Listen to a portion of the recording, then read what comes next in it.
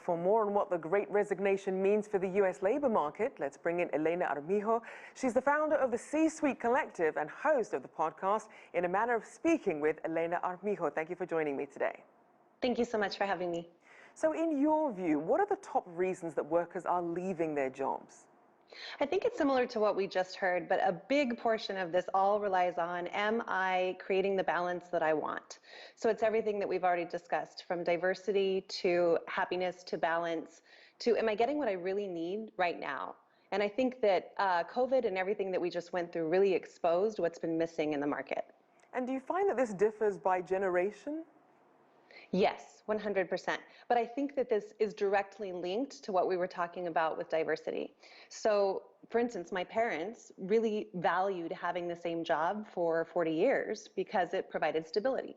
Whereas the younger generation now is seeing how hard they've worked, and they're looking at how can we tie this into more of a balance instead of overworking and being unhappy. So then what are people choosing to do instead? Are some starting businesses, finding less stressful or more meaningful work, or really sort of taking a breather? I think it's all of that. I've seen all of it. The majority of people are looking at what is the company that's going to serve my needs. So either that's creating their own thing, or they're looking at what employer is willing to meet me where I'm at. So then how has the so-called Great Recession changed the way that you approach your business?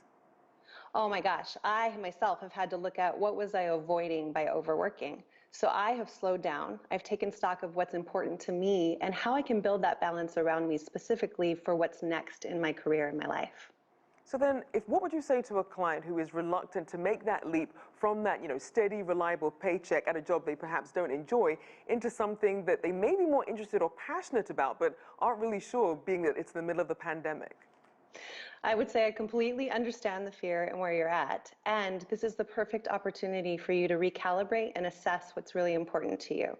So take a moment, clear your space, and think about what you really want, and then get some support in creating that. So then in terms of that exit strategy, instead of people sort of just taking the leap one day when they have a bad day at work, how should they manage that? Get support. That is my number one tip. Call somebody that is a mentor to you, hire a coach, work with your team of mental health professionals, and really get an outside view and support around what is important to you. Because I think so far we've done that in silos and have gotten lost in the noise. And it's interesting because this is a time where we're seeing more leverage that job seekers have in this market. How are job seekers' attitudes different now versus pre-COVID?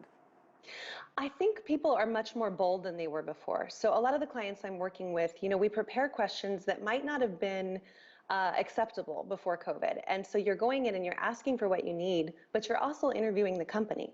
So a lot of my clients are starting with questions like, as a single mom, how will you support me with support outside of work? What does that look like for balance for me? Or as a biracial woman, you might say something like, as a woman of color, how are you supporting people in this culture in your company? So then that leads into my next question. What's increasingly on everyone's non-negotiable list when they walk into interviews now? I think the biggest thing I'm seeing in America is non-negotiable is culture. Everybody is looking for how are we going to change this conversation to make it more equitable for everybody, for gender, diversity, neurodivergent people, all of that.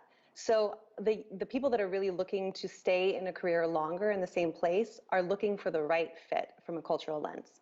Now, in an ideal world, people are going to want perhaps the same salary that they have at the job that they're not happy with. So what are people willing to give up then to get a position that better meets their wants and needs? I think that, again, is a conversation that I invite people to zoom way out and start with, what does the salary actually represent for you? If you're looking to just create a job where you're making another 50 grand or the same amount of money, we got to really identify what that's getting you in your life and what it means to you. Once we look at how that goes, we can look at either creating more or taking less for the thing that's more important on your list.